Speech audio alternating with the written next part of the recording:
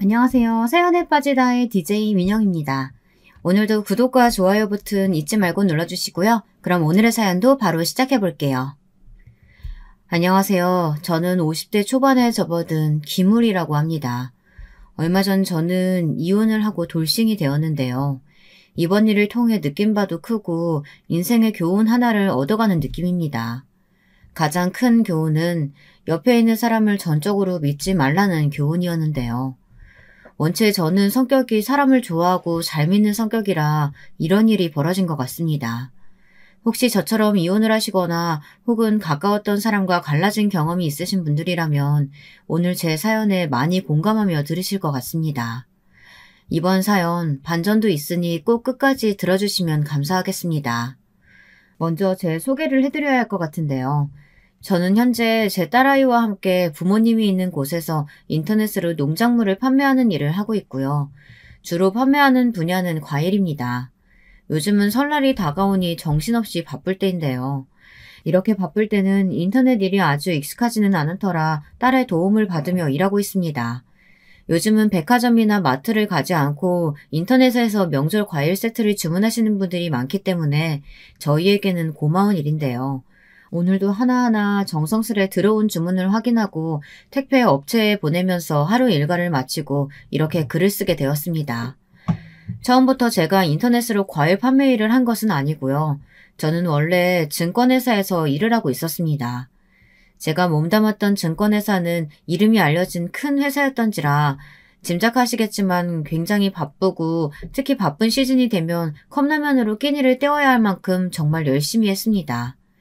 이유는 가족을 먹여 살리기 위해서였죠. 제게는 아내와 토끼 같은 두 딸이 있었는데요. 두 딸은 쌍둥이입니다. 아내는 저와 처음 만났을 때부터 자식은 하나면 족하다고 못 박아주었는데 하늘의 축복처럼 쌍둥이가 태어나는 바람에 두 명의 자식을 두게 되었어요. 이쁜 딸들을 보면 힘들어도 내가 열심히 일해야 이 아이들 대학도 보내고 결혼도 시킬 수 있겠다 싶어서 정말 숨 돌릴 틈 없이 달려온 것 같습니다.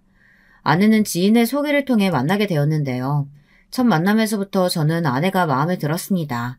미스코리아 출신이라 그런지 시원시원한 이목구비에 털털한 성격까지 모두 제 마음에 쏙 들더라고요. 이런 말하면 속물이라 보실 수도 있겠지만 친구에게 미스코리아 출신이란 이야기를 들었을 때부터 저는 사실 아내와 연애를 하고 싶었어요. 직접 만나보니 성격도 잘 맞아 아내에게 꼭 마음에 드는 남자가 되어 결혼까지 하고 싶었고요. 근데 아내와 만나면서 아내가 저런 사람보다 조건을 더 마음에 두고 있다는 걸 알 수 있었어요. 우리 씨는 증권회사에서 일하신다고 들었는데 그럼 연봉이 어느 정도예요? 부모님이 건물이나 땅 갖고 계신 건 있고요? 네. 연봉은 제 또래 친구들보다는 그래도 높은 편이고요. 부모님은 그냥 시골에서 농사 지으시는 분들이라 딱히 뭐 큰 재산이랄 건 없어요. 근데 저희 할아버지가 서울에 가진 땅이 있어서 돌아가시면서 부모님께 물려주신다고 했고요. 어머, 그래요? 확실해요? 확실히 주시겠다고 했어요? 전 사실 결혼은 현실적인 거라고 생각하거든요.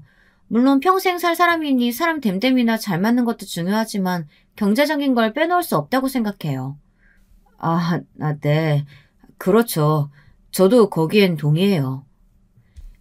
아내는 저희 할아버지가 땅을 가졌다는 말에 굉장히 흥분했고 연애하면서도 그 부분에 대해 꼬치꼬치 캐묻곤 했어요. 잊을만 하면 한 번씩 묻는 식으로 정말 주는 게 확실하냐고 묻곤 했죠. 결혼을 하고 나서도 아내는 저희 부모님을 뵈러 갈 때 그 부분에 대해 슬쩍 묻기도 했습니다. 그때 전 그저 아내가 솔직하고 오히려 가치관이 확실한 사람이라고 생각했고 이미 콩깍지가 씌어진 터라 별 이상한 점을 못 느꼈습니다. 아내는 저희 집안에 땅이 내려올 거란 말을 듣더니 그 후 급히 결혼을 서두르자고 했는데요. 저는 처음부터 아내를 반려자로 생각하고 있었기에 흔쾌히 수락했습니다. 멋진 프로포즈로 화답했고 결혼식을 올렸죠. 결혼했을 때는 아내의 친정이 가난한 축에 속했고 아내는 당시 일도 안 했기 때문에 제가 거의 모든 것을 마련해 살았는데요. 아내는 이것에 대해 상당히 미안해했습니다. 미안해요. 내가 조금만 돈을 모아놨어도 당신이 이렇게 다 해갈 필요는 없었는데. 아니야, 뭘 그런 걸 미안해. 원래 결혼할 땐 남자가 거의 대부분 하는 게 맞는 거죠. 요즘은 반반 결혼이라고 해서 여자 반, 남자 반 이렇게 결혼 자금을 마련하는 경우가 많다 하지만 저희 때만 해도 남자가 결혼 자금의 많은 부분을 책임지는 경우가 당연했습니다. 근데 그렇다고 해도 제 비중이 상당히 높긴 했죠. 저희 부모님은 이것에 대해 별 다른 말씀 안 하셨지만 아내에 대해서는 약간 의미심장한 눈치이긴 하셨습니다. 아내가 고등학교만 졸업하고 그 후엔 별다른 직장을 구하지 않았다는 것이 내키지 않는다 하시더라고요. 부모님은 평생 농사일을 하셨기 때문에 성실한 사람이 제 반려자가 되면 좋겠다 말씀하시곤 했는데요. 그런 부모님의 기준엔 아내가 못 미친 것 같았습니다. 저기 아들, 엄마 노파심인진 모르겠는데 엄마는 며느라가가 너와는 좀 결이 다른 사람인 것 같다는 생각이 들어. 네 아빠도 그렇게 말하고. 우리는 다른 것보다 성실하고 생활력 강한 좋은 며느리를 바랬어. 너한테 형제가 여럿 있는 것도 아니고 네 누나 한 명 있는데 며느리감이 조금 실망스럽긴 하네. 엄마, 그 사람을 아직 안 겪어봐서 그래요. 아마 결혼하면 엄마한테 제일 잘할 거예요. 평상시 얼마나 검소하고 수더분한데요. 주변 어른들한테 예의도 바르고요. 길 가다가도 다리 불편하신 노약자분들 보면 아내가 제일 먼저 가서 돕는다니까요. 그래? 그런 면이 있다니 그건 몰랐구나. 그래 알겠다. 결혼은 네 의사가 제일 중하니까 엄만 그저 따르기만 할게. 아무튼 잘 살기만 해. 싸우지들 말고. 저는 어머니의 걱정을 가라앉히기 위해 저런 거짓말까지 했었습니다. 그런데 아내는 저희 부모님이 자신을 마음에 안 들어 한다는 걸 눈치챘는지 저한테 무척 섭섭하다고 하더라고요.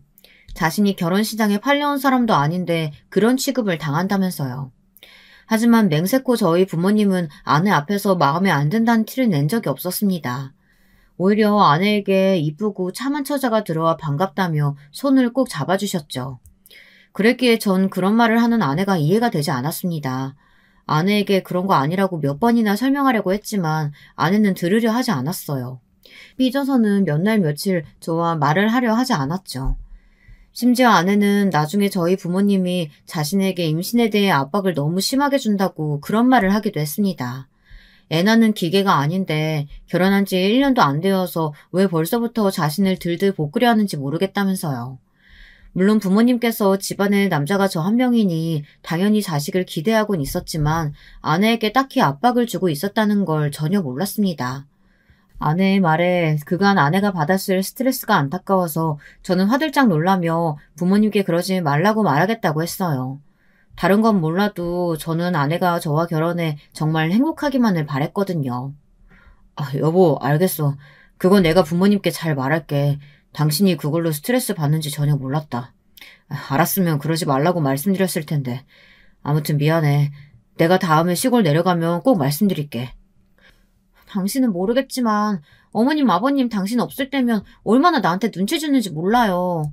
애 잘 들어서는 보약이 있다더라. 자기 옆집 사는 여자 딸은 벌써 애를 3명 낳았다더라. 내가 왜 그런 말을 들어야 돼요? 나 정말 짜증나요. 우리 자식 계획은 천천히 세우기로 했잖아요. 당신 그거 잊었어요? 여보 알지. 진정해. 알았어. 내가 부모님께 잘 말할게. 자식이 한 명이니 부모님도 불안하셨나 봐. 제가 겨우 아내를 진정시키고 나면 아내는 엉엉 울며 자기 방으로 뛰어들어가곤 했어요. 아내의 눈물에 약했던 저는 그 주 바로 시골로 내려가 부모님께 아내 관련 이야기를 꺼냈죠. 근데 여기서 부모님의 반응이 무척이나 이상했습니다. 부모님께선 결단코 아내에게 아이 얘기를 꺼낸 적이 없으시단 거였어요. 다른 건 몰라도 저에게까지 굳이 거짓말하실 부모님이 아니었기에 저는 이상함을 느꼈어요. 사실 저희 집의 가훈이 정직이라고 할 정도로 부모님은 거짓말하는 것을 싫어하셨거든요. 어렸을 때도 제가 가장 부모님께 많이 혼났던 것 중 한 가지가 바로 쓸데없는 거짓말을 해서 부모님께 들켰을 때였어요. 저와 누나 모두 거짓말을 하면 눈물이 쏙 빠지게 혼을 내던 부모님인지라 당신들 스스로도 항상 본보기를 보여주시려고 했고요. 그래서 저희 마을에서 부모님의 말이라면 신뢰하시는 동네분들이 참 많았습니다. 나는 그런 말 한 적 없어. 새아가가 뭐 오해한 거니? 나는 이쁜 손주 바라지. 근데 전에 네가 말했잖아. 애는 천천히 낳을 거라고. 그 말 듣고 며느리한테 구태여 얘기 안 하려고 하고 있었어. 내가 얘기해서 애가 바로 생길 것도 아니고 아기는 하늘이 점지해 주는 건데 못하러 내가 얘기를 하니? 그래, 우린 절대 그런 말 한 적 없다. 그나저나 새아가는 왜 그런 말을 너한테 하는 게냐? 그러게요. 저도 잘 모르겠네요. 엄마 아빠는 그런 말씀 하신 적 없다는 거죠? 부모님은 고개를 끄덕이셨습니다. 저는 참 난감했어요. 한편 아내가 왜 그런 말을 했는지 의아하기도 했고요. 하지만 당시 전 아내의 본 모습을 전혀 모르고 있었기에 누구를 믿어야 할지 혼란스럽기도 했습니다. 저는 고민을 하다가 솔직하게 부모님과 나눈 대화를 아내에게 말했어요. 아내는 길길이 날뛰었습니다. 어떻게 자신을 의심할 수 있냐면서 남편으로서 제대로 중재하지 못할 거면 이대로 저와 살 수 없겠다는 극단적인 말까지 꺼내더라고요. 흥분을 감추지 못하는 아내의 모습을 보며 저는 깜짝 놀라 알겠다고 일단 진정하라는 말을 할 수밖에 없었습니다. 당신 내 말을 믿을 거예요? 아님 부모님 말을 믿을 거예요? 나 너무 섭섭해요. 내가 마치 당신과 부모님 사이를 이간질이라도 했다는 거잖아요. 나는 시부모님께 들은 대로 말한 것뿐이에요. 전 이때 마치 첫 번째 결혼 생활의 난관을 만난 것만 같았습니다. 자칫하면 아내와 부모님의 갈등으로 이어질 수도 있겠다 생각이 들었고, 그럼 아내가 저희 부모님을 멀리할 테니 이대로라면 가족의 화합이니 뭐니 아무 소용없이 사이가 다 으스러지고 깨질 것 같아 불안했어요. 저는 저대로 노력했습니다. 아내를 달래고 부모님에겐 아내의 말을 제가 오해했다고 말하면서요. 두 쪽을 오가며 설득하느라 정말 힘들어 죽는 줄 알았네요. 난생 아내분 중재가 이렇게 힘든 줄 몰랐습니다. 그리고 당시 저는 회사에서도 승진을 위해 미친 듯이 일하고 있었는데요. 피곤에 찌든 일상을 보내는 도중 이런 일을 겪게 되니 괜스레 짜증도 올라오더라고요. 저도 사람이니까요. 그런데 그러던 어느 날 예상치 못한 난관이 또 등장했습니다. 바로 장모님이었어요. 장모님이 다짜고짜 저를 불러 야단을 치시더라고요. 자네, 내가 그렇게 안 봤는데 너무하는구만. 어떻게 이럴 수가 있나? 우리 딸 시집살이 하는 것만은 내가 안 하게 해달라고 그렇게 부탁했는데 정말 사돈 어른들이 너무하시네. 그렇게 안 봤는데 말이야. 네? 장모님, 그게 무슨 말씀이세요? 시집살이라뇨? 제 아내는 시집살이 같은 거 안 하는데요. 아이고, 이래서 남자들이 둔하다는 얘기가 나오는 거야. 그럼 내 딸이 하는 말은 다 뭔가? 애가 삐쩍 말라가지고 얼굴살은 쏙 피어서 어제 우리 집에 와서 얼마나 하소연을 하고 갔는지 몰라. 내가 딸의 말 들으면서 억장이 무너져서 뭔 안 먹던 술까지 다 먹고 이렇게 자네 찾아온 거야. 장모님은 그날 실제로 만취해 계셨습니다. 그러면서 장모님은 집안을 휩쓸 기세로 한바탕 곡을 하시더라고요. 여기서 장모님에 대한 이야기를 잠깐 꺼내자면 결혼 전부터 저는 장모님에게 예의 바른 사이가 되기 위해 많이 노력했는데요. 장모님이 장인어른을 젊은 시절에 보내고 홀로 살아오시며 아내를 키운 것이었거든요. 그만큼 장모님의 삶이 녹록지 않았을 것이란 생각이 들어 저는 장모님께 싹싹하게 잘해드리며 소중한 가족으로서 곁에 있어드리고 싶었습니다. 아내도 제게 장모님을 생각하면 눈물부터 난다면서 어린 시절 가난했던 친정에 대해 많이 말하곤 했는데요.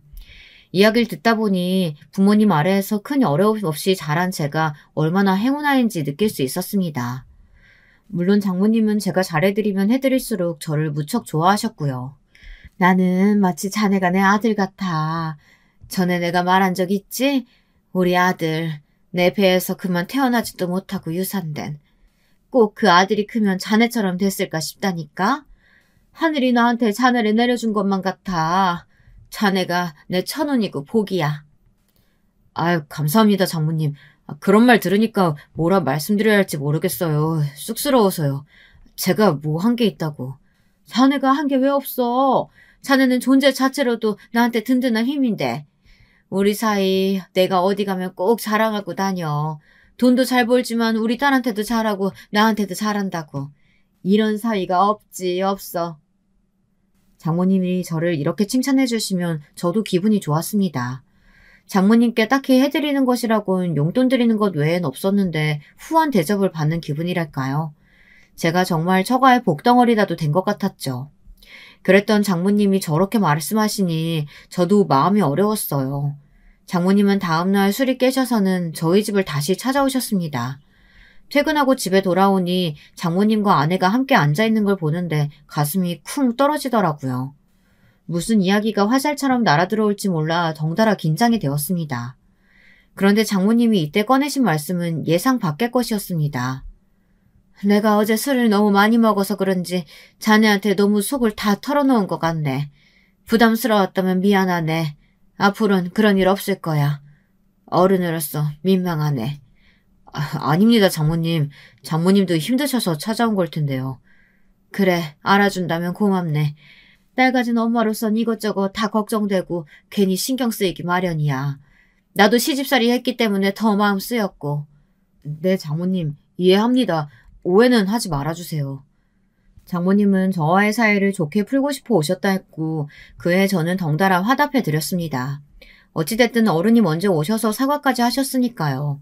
그날 갑자기 장모님께서 한숨을 푹 쉬시더니 창문 밖 먼 곳을 바라보시며 이러시더군요. 그나저나 오늘 온 김에 한 가지 말할 게 있네. 얘 동생 자네 처남 말이야. 이놈이 글쎄 회사에서 잘리고 난 뒤 일할 생각은 않고 계속 집구석에만 있는데 어디 취직시킬 데 없겠는가? 아휴, 내가 요즘 얘 때문에 정말 머리털이 다 빠질 정도로 힘들어 죽겠어. 어디라도 나가면 좋겠는데 일할 생각을 도통 안 하니까. 나도 얘 뒤치덕거리 하다 보니까 허리가 휘겠어. 자네가 도움 줄 수 없겠는가? 처남이 일을 안 했나요? 저번에 저한테 일한다고 하길래 그런 줄 알았는데 걱정 많으셨겠어요. 네, 그럼 장모님 제가 한번 알아볼게요. 그래, 고맙네, 고마워. 처남이 일을 안 하는 바람에 장모님이 많이 힘드시다고 우시는데 보고 있으니 안타깝더라고요. 처남은 원체 좀 껄렁한 스타일이었고 일하기보단 노는 걸 좋아하는 사람이었습니다. 그래서 제가 처남을 잘 설득해 일을 하게 만들거나 자리를 한번 알아보겠다고 한 것이고요. 처남은 제가 만나자고 하자마자 불만 가득 섞인 표정으로 술 사줄 거 아니면 안 나가겠다고 하더라고요. 매형, 나 술 안 사줄 거면 그 자리 안 가요. 보나마나 잔소리인데 왜 가요, 내가? 우리 엄마가 뭐 나보고 일하래요? 일단 술 사줄 테니까 나와서 얘기해. 어린아이 달래듯 그렇게 어르고 달래서 저는 처남을 술집으로 나오게 했습니다. 그리고 깊은 대화를 시도해보고자 했죠. 정확히는 처남의 이야기를 들어보고자 했죠. 허나 처남은 술만 계속 들이키고 시시껄렁한 농담만 할 뿐 정말로 일 같은 건 할 생각이 없어 보였습니다. 이대로면 장모님이 더 힘들어하실 게 그려지는 상황이었습니다. 아내도 당시 동생 걱정에 임신이 더 안 되는 것 같다며 저보고 꼭 어떻게든 설득해보라고 했거든요. 나 돈 많이 주는 자리 아니면 일 안 할 거예요, 매형. 처음부터 어떻게 돈을 많이 벌어. 하나씩 단계를 밟아나가야지. 그러면서 조금씩 경력도 만들고 해야. 됐고. 난 돈 많이 줄 거 아니면 일 안 해요. 그냥 이대로 사는 게 훨씬 편하다고요. 쥐꼬리만한 돈 받으면서 왜 힘들게 일을 해요? 처남은 단호했습니다. 결국 저는 아는 사람의 인맥을 총동원해서 처남이 일할 만한 자리를 만들었습니다. 아는 지인이 회사를 작게 하나 운영하고 있었거든요. 그리고 높은 월급을 받으면 동기부여가 될 테니 처남이 받는 월급에 제 돈을 조금 더 보태주는 걸로 대표인 친구에게 미리 이야기했어요. 그래야 처남이 일을 할 테니까요. 처남은 돈의 액수에 놀라더니 바로 수긍하더라고요. 처남이 일을 시작하니 아내는 무척 고마워했습니다. 장모님 역시 우리 사이가 최고라며 얼씨구나 하셨고요. 역시 당신밖에 없어. 당신은 어떻게 그렇게 척척 다 해결해? 우리 집안 일에 발벗고 나서줘서 정말 고마워. 나 이제 마음이 편해져서 임신도 왠지 잘 될 것 같아. 저는 그때만 해도 처가 역시 제 식구니 저의 행동을 당연하게 생각했습니다. 그리고 얼마 후 기적 같은 일이 생겼죠. 아내가 정말 마음이 편해서 그런지 앞서 말했듯 아내의 뱃속에 쌍둥이가 생긴 것입니다. 아내는 쌍둥이라는 산부인과 말에 약간 언짢은 기색이었지만 저는 하늘의 축복이라고 말하며 아내의 기분을 맞춰주었어요. 임신 기간 동안 아내가 힘들어하는 것 같아 아내가 좋아하는 쇼핑을 같이 해준다든지 주말이면 아내가 좋아하는 식당에 예약을 해 같이 가는 식으로 기분을 풀어주려고 했고요. 그런데 그럼에도 아내는 임신 내내 울상이었습니다. 쌍둥이는 낳기도 힘들다는데 지금도 이렇게 힘든데 앞으로 몇 개월은 더 힘들어야 되잖아. 남자도 애를 낳아야 되는데. 여자들은 정말 불쌍해. 빨리 낳아버리고 싶다 정말. 몸도 너무 무겁고 발도 쫑쫑 붓고 진짜 너무 힘들다. 다른 집 여자들의 이야기를 들어보면 아이가 나올 것에 대한 설렘도 있고 기대감도 어느 정도 있는 것 같던데 우리 아내는 좀 달랐습니다. 옆집 아줌마가 권하는 태교도 귀찮다고 하지 않고 몸이 무겁다는 거에 대해 불만만 내내 토로하더라고요. 저는 이때 모성애라는 것이 선천적인 것만은 아니겠구나 이런 생각이 처음으로 들었습니다. 모성애가 누구에게나 있는 것은 아니더라고요. 왠지 모르게 쌍둥이가 태어나면 제가 아내보다 더 육아에 신경 쓸 것 같다는 생각도 한편으론 들었어요. 그리고 실제로 아이들이 태어나고 난 후 아내는 무척이나 육아를 버거워했죠. 물론 여자들이 육아를 힘들어한다는 건 전적으로 동의합니다. 주변 회사 동료들의 말만 들어도 아이를 키우는 게 일하는 것보다 힘든다는 말을 많이 해왔으니까요. 근데 아무리 아내를 이해해 주려고 해도 아내는 지나치게 힘들어했습니다. 여보, 당신 너무 힘들어하니까 내가 여기 옆집 아줌마한테 부탁드려놨어. 몇 시간만 같이 봐주실 거야. 혼자도 아니고 둘이니까 당신 힘들어하는 거 이해해. 애들 크면 나아질 테니까 조금만 참아줘. 응? 참긴 뭘 참아. 당신은 내가 이렇게 힘든데 도대체 뭐라고 돌아다니는 거야? 맨날 야근에 주말 근무에 육아하면 같이 도와주기로 했잖아. 여보, 내가 왜 버리고 우리 아기들 위해서 당신 위해서는 어쩔 수 없이 이렇게 일해야 하는 거 알잖아. 전에 설명했잖아.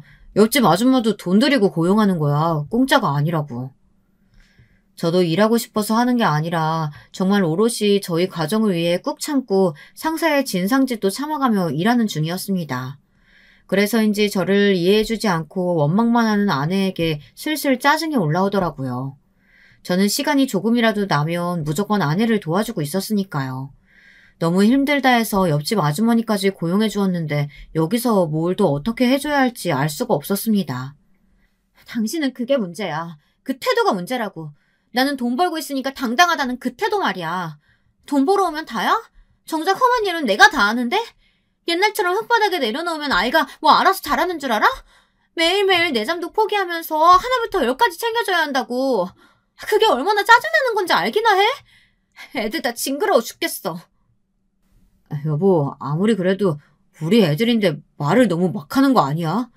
됐어. 당신이라는 말도 하나도 안 통해. 하루에 12번이라도 맘 같아선 애들 다 갖다 버리고 싶어. 그러다 아내는 해서는 안 될 말까지 해버렸어요. 저는 이 말에 너무 큰 충격을 받았고요.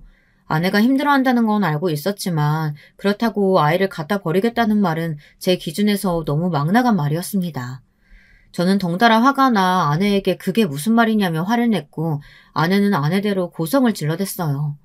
나중에 민원이 들어와 겨우 싸움을 멈췄지만 저도 아내도 서로 분을 참지 못했죠. 결국 그렇게 저희 부부는 아이를 낳고 처음으로 큰 부부싸움을 하게 되었습니다. 근데 며칠 시간이 지나고 흘러보니 제가 굽히고 들어가야겠다는 다짐이 생기더라고요.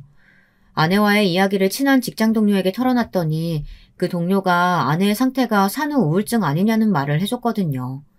여자들이 아이를 낳고 흔히 겪는 우울증이라며 자기도 많이 신경질적이고 예민했었다는 말을 해주더라고요. 그 말을 듣고 보니 아내 상태가 그런 것 같았습니다. 그래서 저는 먼저 아내에게 사과를 하기로 했고 아내가 좋아하는 해물탕을 포장해 집으로 들어갔습니다. 근데 집에 들어가니 아내도 없었고 아이들도 없었어요. 식탁 위에 있는 쪽지를 확인해 보니 처가에 간다는 말이 적혀 있었습니다. 저는 해물탕이 식을세라 그것도 다시 차에 넣고 처가로 향했죠. 처가로 가는 동안 아내가 장모님에게 부부 사이 일을 털어놨을 거란 생각도 들었고 마음이 약간 불안했습니다. 아내는 무슨 일만 있으면 저에 대한 말이든 뭐든 장모님에게 미주알 고주알 다 말하곤 했거든요. 그럼 장모님은 저희 집에 아무 때나 찾아와 진상조사하듯 따져 물으셨고요. 역시나 처가에 도착하자마자 장모님의 불효령과 처남의 냉대 어린 눈길이 쏟아졌습니다. 자네, 여기 앉아보게. 장모님은 일단 저를 찬 바닥에 앉으라고 시키곤 자신은 소파 위에 턱 앉아서는 말을 시작했습니다. 자네, 내가 전엔 곱게 넘어가라고 했건만 도대체 뭐 하는 건가? 우리 딸 데려다가 아주 눈물 나게 하려고 작정했어? 돈 잘 버는 사위가 들어왔다 해서 우리 딸 손에는 물 한 방울 안 묻힐 줄 알았는데 이게 뭐야? 어디 내가 거렁뱅이한테 시집 보낸 것도 아니고. 장모님, 그게 아니고요. 제 말도 좀 들어봐 주세요. 매형, 우리 엄마 말씀 틀린 거 하나 없어요. 그냥 듣고 계세요. 솔직히 매형이 잘못한 건 인정해야죠. 우리 누나 말로는 매형 일하느라 애 얼굴도 못 알아보고 지낸다는데 그건 좀 너무하지 않아요? 장모님, 저도 정말 노력하고 있어요. 저 아시잖아요. 제가 집사람만 어디 힘들게 한 사람인가요? 다만 회사 업무 강도가 너무 높아서 아이를 잘 돌볼 시간이 없었어요. 아이고, 그놈의 변명 지겨워 죽겠네. 저는 다시 해명했어요. 아내와 갈등이 있긴 하지만 잘 해결하려고 한다. 저대로 노력하지만 일이 많다 보니 너무 시간이 없어서 그렇다. 이런 식으로 말씀드렸죠. 최대한 제 입장에서 최대치 할 수 있는 말이었습니다. 다만 아내가 산후 우울증인지 몰랐기에 앞으로는 더 잘 살피겠다고 했어요. 그러자 장모님은 어떻게 살피겠냐고 따지듯 물으시더니 차라리 아내와 손주를 자기 집으로 보내라고 저보고 처가살이를 하라고 하더군요. 처가살이라니 좀 놀라서 되물었습니다. 처가살이 해야지 왜 못해? 어차피 거기 아줌마한테도 돈 주고 한다며. 모르는 사람한테 우리 손주는 맡기는 것도 찝찝해. 차라리 나한테 돈 주고 내가 손주 책임져 주는 게 어떤가? 그게 낫지 않겠어? 돈도 많이 안 줘도 돼. 난 그저 우리 딸 위해 그러는 거니까. 라고 하시더라고요. 아내는 자기도 친정에 살면 훨씬 마음이 편할 것 같다고 했습니다. 아내와 장모님 둘이서 그렇게 쏟아내니 저는 다른 선택의 방법이 없었습니다. 일단은 아내의 우울증이 낫기 전까진 아내의 의견을 존중해주자고 마음먹었으니까요. 그렇게 전 처가살이를 시작하게 되었습니다. 여기서부터 어떤 난관이 기다리고 있을지는 상상도 하지 못했죠. 장모님께는 원래 드리던 용돈에서 아이 봐주시는 값으로 50만 원 정도를 더 올려드렸어요. 당시 돈으로 50만 원이면 결코 적은 돈이 아니었습니다.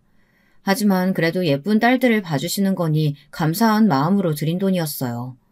장모님은 매달 용돈 드리는 날이 되면 신나하셨고 저에게도 고맙다 말씀하셨어요.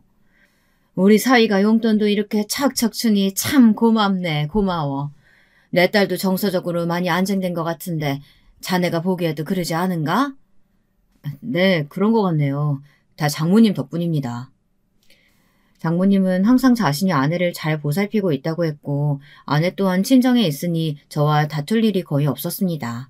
짜증내는 횟수도 훨씬 적었고요. 전 그것에 굉장히 만족했어요. 일단 저희 딸들이 행복한 환경에서 자라는 게 가장 중요했으니까요. 아이들은 어른들의 부부싸움을 전쟁으로 생각한다는 말이 있잖아요. 그만큼 아이들의 성장 환경만큼은 편안함을 느낄 수 있도록 만들어주고 싶었습니다. 그래서 저는 처가살이가 눈치 보이고 힘들 때도 있었지만 그런 티를 내지 않고 살았던 것 같습니다. 다만 어느 날부턴 처가살이가 상당히 부담스러워지기 시작했는데요. 왜냐하면 장모님이 3달에 한 번꼴로 목돈을 요구하셨기 때문입니다. 100만 원, 200만 원씩 말입니다. 이유를 물어보면 저희 딸 교육비라고 하는데 교육비로는 그 정도 목돈이 들 리가 없었습니다. 그래서 제가 나를 잡고 조심히 물어봤더니 기괴한 답변이 나오더군요. 아이고, 왜 이리 눈치가 없어? 명목은 그렇지만 내가 옷 좀 사입고 하려고 그러지. 다음 달 동창인데 입을 옷이 영 없단 말이야. 네? 옷을 사입으시려고요? 그래. 물론 나만 입는 건 절대 아니고 우리 소녀들 옷이랑 따로 또 같이 사입히려고 하네. 아니 글쎄 동네 걸어다니다 보면 우리 소녀들 옷이 제일 꾀재재하단 말이지. 얘네들도 어리지만 느끼는 감정이란 게 있는데 잘 입혀보내야지. 그리고 이제 학교도 들어가는데 다른 애들이랑 얼마나 비교되겠어? 그건 그렇지만. 왜? 자네 혹시 내 옷 사주는 게 아까운가? 아유, 그럴 리가요. 그건 아니에요. 장모님은 말은 그렇게 하지만 지출 내역을 가만히 살펴보면 저희 딸 옷들보단 자기 옷이 훨씬 많고 거의 명품급이었습니다. 아무래도 이 부분은 짚고 넘어가야겠다는 생각이 들더라고요. 그래서 어느 날은 진지하게 장모님과 이야기를 해보려고 했는데 이날의 갈등은 급기야 싸움이 되고야 말았습니다. 이거 내가 이제 자네 눈치까지 봐야 하나? 내가 이제 학교 다니는 애들 밥 먹여주고 옷 입혀주고 집안일이면 다 해주는데 가사 도우미보다 못한 월급 받아가면서 이런 대접 받아야겠어? 자네는 도대체 어른 모시기를 어째 이따위로 할 수가 있어? 이 정도면 가정교육에 문제 있는 거 아니야? 여보, 나도 너무 당황스럽네. 어떻게 우리 엄마한테 돈 가지고 뭐라고 할 수가 있어? 우리 엄마가 우리 편의를 얼마나 많이 봐주시는데 어제도 당신 좋아하는 아구찜 해놔야 한다고 장보고 얼마나 부산을 떨었는데 당신은 그런 건 생각도 안 하니? 아, 돈 주니 당연하다 이거야? 아니, 내가 언제 그랬어. 장모님 오해십니다. 제가 뭐라고 하는 게 절대 아니고요. 목돈 요구하시는 게 저도 힘들어서 그래요. 제가 왜 버리고 우리 애들도 둘이라 이제 정말 돈 들어갈 때가 만만치 않아요. 제가 사업하는 사람이었다면 모르겠지만 직장인인데 어떻게 그 돈을 다 마련하나요? 저희 지금 적자예요. 이대로라면 저축은커녕 집 사는 건 꿈도 못 꿀 겁니다. 제가 한 이야기는 지극히 현실적인 이야기였습니다. 사실 아이들이 학교에 가고 나니 지출이 눈덩이처럼 불어나는 것도 사실이었고 어른들이 조금이라도 지출을 줄여야 적절한 수준에서 우리 아이들에게 들어갈 돈을 조절하며 우리 집안 생활비의 균형을 잡아나갈 수 있었어요. 그런데 장모님은 뭐가 그리 분한지 제 말이 끝나자마자 노발대발을 하시더라고요. 그 와중에 저한테 큰 상처를 줬고요. 어머, 자네 이제 날 위협하는 거야 뭐야? 내가 뭐 얼마나 옷에 돈을 썼다고 이 난리 떠는 거야? 자네가 무능력해가지고 돈 못 버는 걸 가지고 왜 나한테 화살을 돌리냔 말이야. 100만 원, 200만 원이 뭐 큰 돈이라고. 다른 사위였으면 이미 척척 내놨어. 알아? 이래서 내가 우리 딸 미스코리아 출신이라고 다른 데서 선 들어왔을 때 거길 잡았어야 됐는데. 아이고 아쉬워라 아쉬워. 자네보다 집안 빵빵한 선자리가 넘치고 넘쳤었는데. 저는 다른 걸 다 떠나 솔직히 너무 섭섭했습니다. 지금까지 처가살이를 선택할 만큼 장모님에게 못했던 적도 없고 아내에게도 최선을 다했었는데 어떻게 저에 대한 판단이 저 정도에 그칠 수밖에 없었을까요? 저런 말밖에 할 수 없었던 걸까요? 대화가 그렇게 무르익자 옆에서 제 편을 들어줄 줄 알았던 아내는 오히려 저를 같이 공격하고 나섰습니다. 아내는 저를 픽 비웃으며 말을 이어가더군요. 그래, 나 솔직히 엄마 말대로 준재벌급 집들이 줄줄이 섰었어. 당신 기분 나쁠까봐 말 안 했지만 당신이란 사람 하나 믿고 결혼했는데 나도 실망스러워. 무엇보다 내가 당신한테 우리 엄마, 나한테 전부인 사람이니까 잘하라고 그렇게 강조했었잖아. 엄마가 돈 쓴 게 다 우리를 위했던 건데 엄마 기분 지금 어떻겠어. 우리 엄마한테 얼른 사과해. 사과하라는 말에 저는 너무 비참한 심정이 되었습니다. 장모님과 아내 이 두 사람과는 더 말이 안 통했어요. 내가 왜 처가살이를 시작했을까 이런 후회마저 들었습니다. 제 발로 지옥에 들어온 기분이었습니다. 더군다나 저는 당시 아내에게 불만도 있었습니다. 아내가 명절날만 되면 저희 집에는 시골이라고 잘 가지 않으려고 하고 딱 하루 머물다가 밤만 되면 바로 오려고 했거든요. 저희 부모님이 눈에 띄게 섭섭해 하시는 게 보이는데도 아내는 아랑곳 않고 친정에 가야 한다며 자리를 털고 일어나기 바빴습니다. 명절날 겨우 보는 부모님이라 저도 하고 싶은 대화가 많은데 아내 때문에 어쩔 수 없이 아쉬움을 품고 돌아와야 했죠. 이것 때문에 아내에게 이야기를 해보면 아내는 너무 멀어서 아이들이 힘들어한다는 핑계를 댔고요. 아이들은 시골이라는 환경이 신기해 가면 시간 가는 줄 모르고 놀곤 했는데 말이에요. 당신 솔직히 우리 엄마 아빠 보는 게 불편한 거 아니야? 나도 오랜만에 보는 부모님이니 더 얘기하고 싶다고. 하루 정도 자고 오는 게 뭐가 그렇게 힘들다고. 솔직히 장모님은 매일 보잖아. 정말 안 되겠어? 이거 봐. 당신은 또 모르는 소리 하잖아. 여자들이 시댁 가서 받는 스트레스가 얼마나 심한지 알기나 해? 난 우리 딸들 시끄럽게 놀기만 해도 바로 눈치가 보여. 시부모님이 당신한테나 살갑지 나한테도 살가운 줄 알아? 나만 보면 당신 등골 빨아먹고 사는 사람처럼 본다고. 아내는 아내대로 증거를 만들어대곤 했습니다. 이렇듯 아내와 이야기하면 끝이 없었어요. 제가 하룻밤만 더 있다 오고 싶다고 아무리 어필해도 모르는 척 고개를 돌려버리면 끝이었죠. 그래서 아무래도 불만이 팽배해져 있었는데 이런 사건까지 생기니 정말 정이 뚝 떨어지더라고요. 저도 모르게 입에서 이 말이 튀어나갔습니다. 죄송하지만 저는 제가 뭘 잘못했는지 모르겠고 이 정도 돈은 제 예상 밖이에요. 제가 더 이상 드릴 수 없다고요. 저 잠깐 나가 살게요. 생각 바뀌면 말씀하세요. 극단적인 말이긴 했지만 말을 뱉고 나니 마음은 시원해졌습니다. 장모님의 편의대로 제가 돈을 벌어올 수도 없었고요. 제가 그렇게 나오니 장모님은 역시나 다시 돌아오라고 하셨고 돈을 줄이라고 말씀하셨습니다. 자기에게도 최소 생활비가 필요하니 용돈은 그대로 유지하자고 하셨고요. 저는 요구를 들어드렸죠. 하지만 아내와 장모님은 그 이후 저를 약간은 벌레 보듯 하기 시작했습니다. 저를 두고 둘이서 거실에서 이야기하는 소리를 가만히 듣다 보면 욕하는 말이 들려오기도 했어요. 장모님은 다른 사위랑 저를 끊임없이 비교했고 아내는 장모님의 말이 맞다며 맞장구를 쳐댔고요. 저를 욕하며 떡방아 찌어대는 두 사람의 대화 소리는 정말이지 듣기 싫었습니다. 그래서 어느 날부턴 저도 회사에서 돌아오면 바로 밥만 먹고 우리 딸들을 본 후 제 방으로 들어가 버렸죠. 그게 차라리 마음이 편하더라고요. 거기다 그 시절 처남 사건이 생기면서 장모님의 저에 대한 반감은 더 심해지고 말았습니다. 장모님이 어느 날은 처남을 초대해 함께 식사를 하자고 하더라고요. 처남은 자주 저희 집에 들리긴 했지만 올 때마다 저희 딸아이 과자 하나 사온 적이 없었어요. 그런데 그날은 처남이 저희 딸아이 볼책이며 가방 같은 것들을 사왔더라고요. 고마운 마음에 반가워하며 처남을 맞이했습니다. 근데 그것들이 결국은 함정이었다는 것을, 더 큰 그림을 그리기 위한 계획이었다는 것을 후에 알게 되었습니다. 저녁을 먹고 할 얘기가 없어 뻘쭘하게 앉아있다 뭐라도 대화를 해야 할 것 같아 처남이 다니는 회사에 대해 물어봤는데 이런 말을 하더라고요. 왜요? 진짜 힘들어요. 진짜 말도 못해요. 야근도 엄청 시키고 뭐만 하면 성과로 사람 쪼아대고 이런 게 사회생활인가 싶은데 나 못 버티겠어요. 말 나온 김에 우리 회사 대표랑 매형 친하다고 했잖아요. 나 월급 좀만 더 올려달라고 말해봐요. 나 이 쥐꼬리만한 월급이면 계속 노총각으로 살게 생겼어요. 그래, 우리 아들 고생해서 일하는데 자네가 좀 도와주게. 보는데 나도 안쓰러워 죽겠어. 옆에서 장모님까지 덧붙여 그런 말씀을 하시는데 전 기가 찼습니다. 친구에게 처남의 회사 근무 태도가 너무 불량해서 몇 번이나 자르려 했던 걸 들었거든요. 매일같이 지각에 몇 년이 지나도 늘지 않는 성과 때문에 오히려 회사 입장에서는 손해라고 했어요. 다만 제 처남이라는 걸 알고 제 얼굴을 봐서 어쩔 수 없이 냅두고 있다고 했었습니다. 처남, 내가 이런 말 안 하려고 했는데 처남이 받는 돈에 내 돈 이미 들어가 있어. 처남 경력 하나 없는 신입사원인데 어떻게 그 월급을 받고 시작할 수 있었겠어. 눈치 못 챘다니 내가 더 놀랍네. 난 처남이 알고 있는 줄 알았지.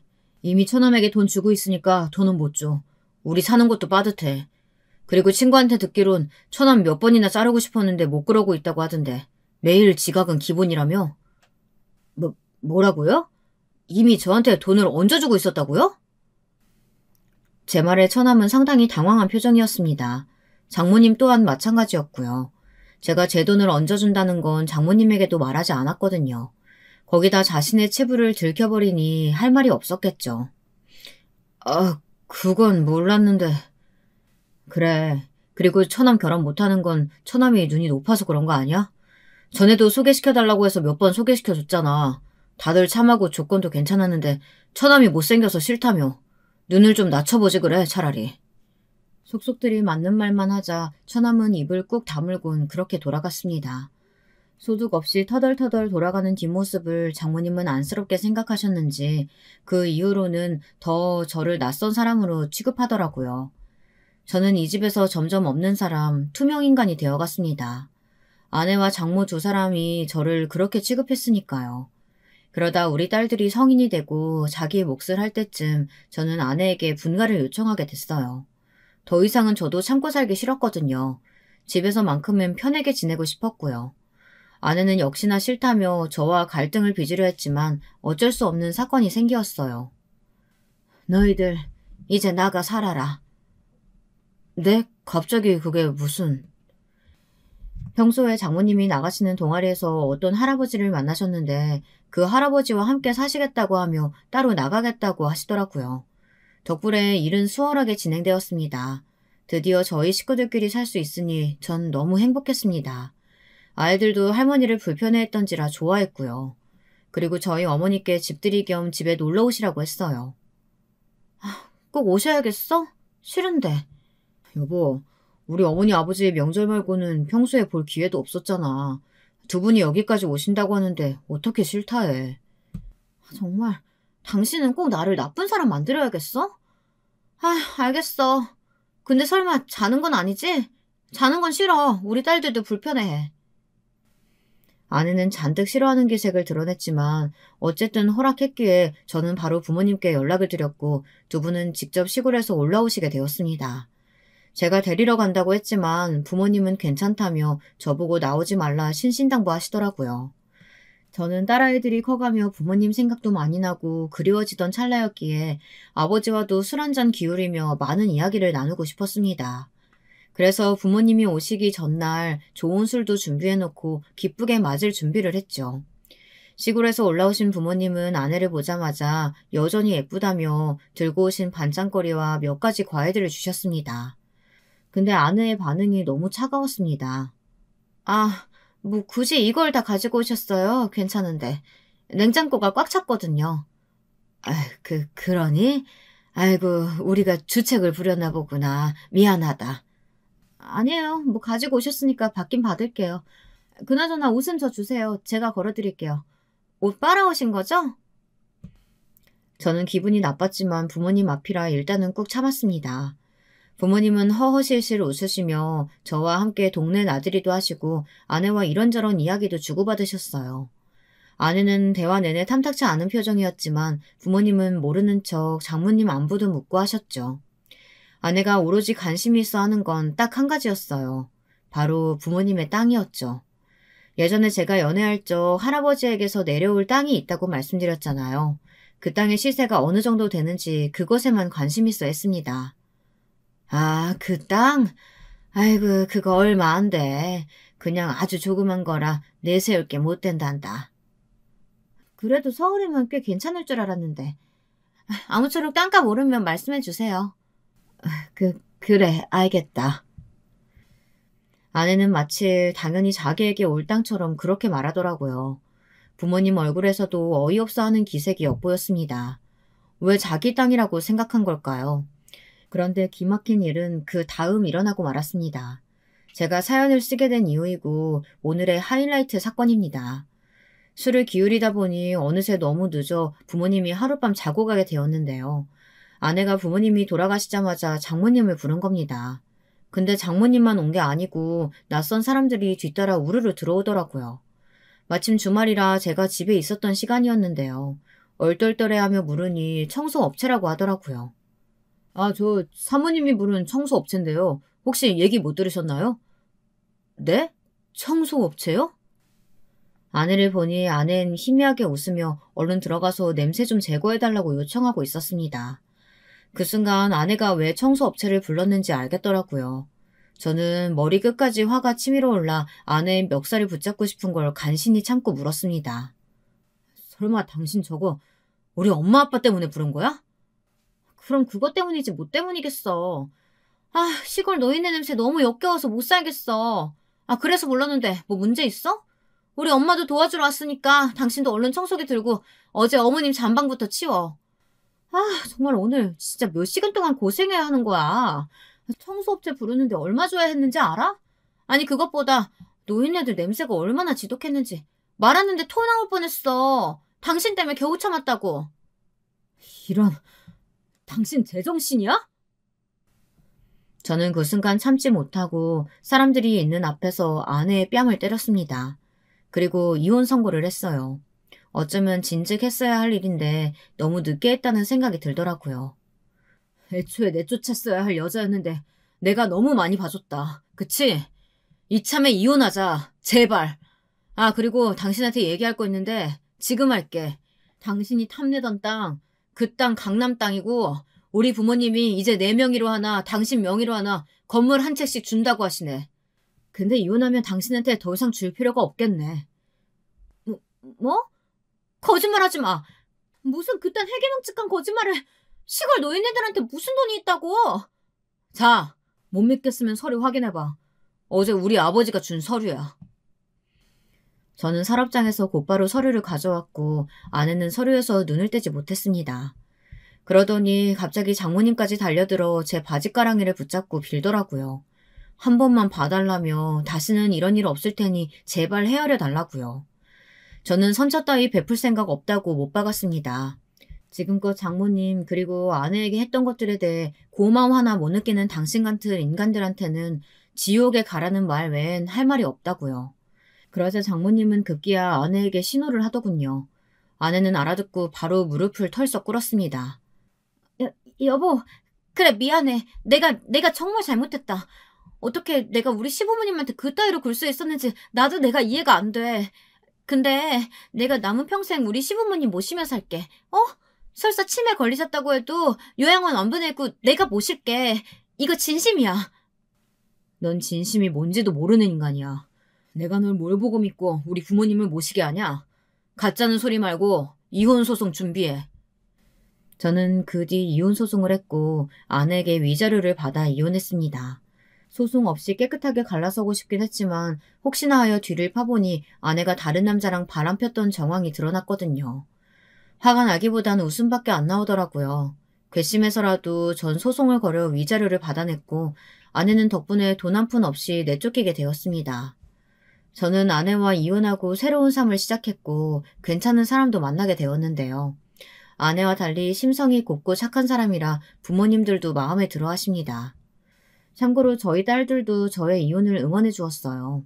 엄마와 잘 이혼했다며 딸들은 제 곁으로 와 판매 사업을 시작했고요. 새로운 삶을 시작한 만큼 설레는 마음으로 한 걸음 한 걸음 나아가고 있는 하루입니다. 이번 한 해 저처럼 새로운 길을 가시는 분들이 있다면 정말 마음으로 깊이 응원해드리고 싶습니다. 모두 행복한 하루 되시고 이번 연도 복 많이 받으세요. 여러분, 두 번째 사연 시작하기 전에 좋아요, 구독 꼭 눌러주실 거죠? 그럼 두 번째 사연 바로 시작합니다. 사람 인연이라는 게 어떤 모습으로 흘러갈지 정말 알 수 없는 것 같아요. 우연인 것 같기도 운명인 것 같기도 한 이번 사연은 여성 애청자분께서 보내주셨습니다. 안녕하세요. 항상 애청해왔던 사연에 빠지다의 저의 이야기를 보내게 됐네요. 원래도 유튜브를 중독 수준으로 이용하고 있었는데 우연히 사연에 빠지다를 접한 이후로는 거의 팬이 되었다고 할 수 있죠. 진작에 구독을 눌러놓고 사연 영상이 업데이트되면 놓치지 않고 전부 다 보고 있답니다. 제가 말이죠. 생각하면 할수록 입가에 어이가 없는 웃음이 지어지는 그런 경험을 한 적이 있어서요. 아주 희한한 경험이었죠. 이야기를 푸는 재주도 없고 다른 사람들이 저의 이야기를 어떻게 받아들여줄까 하는 것에 대한 걱정도 앞서지만 제가 겪은 일을 기록으로 남겨보고 싶다는 생각이 들어서 사연을 신청하게 되었습니다. 비극적인 사고가 일어난 날이든 기대하지도 않았던 로또가 당첨된 날이든 사람들은 그날이 그렇게 특별할 거라고 생각하지 않은 채 하루를 시작한다지요. 코앞에 닥칠 일이 무엇인지 모르기 때문에 그렇다고 합니다. 저도 그랬어요. 미혼인 도련님께서 결혼을 전제로 여자친구를 사귀고 계신다는 것을 익히 알고 있었으나 저는 그 상대가 누군지 어떻게 생겼는지 이런 것을 전혀 몰랐습니다. 남편이랑 도련님이 형제끼리 대단히 우애가 좋은 것 같은 것도 아니고 사이가 그저 그렇다 보니까 저 역시 도련님하고 별다른 접점이 없었던 것 같네요. 도련님이 자취하시는 동네가 꽤 멀기도 했고요. 시댁에서 가끔 가족 모임이 있을 때라든지 그럴 때나 도련님을 뵀었죠. 아무튼 저희 남편보다 4살 아래인 도련님이 여자친구와 결혼을 생각하고 있다고 하셨고 어쩌다 보니까 저랑 남편에게 인사를 시켜주는 자리가 마련됐습니다. 수진 엄마, 곽성이가 금요일 저녁에 시간 되냐고 저번부터 물어보던데 어떻게 할까? 뭐? 도련님이? 아니 당신 그거 도련님이 사귀는 사람 우리한테 얼굴 보여준다고 그래서 만나자는 거 맞지? 그런데 그 중요한 얘기를 까먹고 있다가 이제서야 말하는 거야? 금요일은 당장 이틀 뒤잖아. 아이 그래서 된다고 할 거야 아님 말 거야. 난 일단 시간은 되는데 네 형수한테 허락받아야 한다고 그렇게 곽성이한테 지난주에 말은 해놨어. 근데 오늘 또 연락 오길래 아차 싶었네. 이것 봐. 또 괜히 중간에서 나 들먹였지? 아 진짜 못 살아. 도련님이 우리한테 자주 연락하거나 보자고 하는 사람도 아닌데 굳이 아버님 어머님보다 우리한테 먼저 만나는 사람 보여주겠다고 하는 건 괜한 게 아니겠지. 아유 알았어. 금요일 저녁에 다 같이 식사하자 그래. 수진 엄마, 근데 생각해보니까 당신 금요일에 일이 바쁘잖아. 금요일마다 퇴근이 늦는다는 게 조마까 생각이 나더라고. 알긴 알았나 봐. 됐어. 되도록 일 빨리 마치는 대로 내가 식당으로 바로 가면 되니까. 그러면 혹시 나랑 따로 갈 생각이야? 난 당신이랑 같이 가고 싶은데 혼자 가면 어색해서 싫단 말이야. 도련님과 도련님의 여자친구를 만나기로 한 그 자리에 나가기 전에 남편이랑 작은 설전을 벌였던 게 생각이 나네요. 제가 원래 결혼 전에도 잘 툴툴거리거나 까칠하게 말을 하는 사람이었던 건 결단코 아니었는데 결혼하고 나서 살다 보니까 그렇게 됐어요.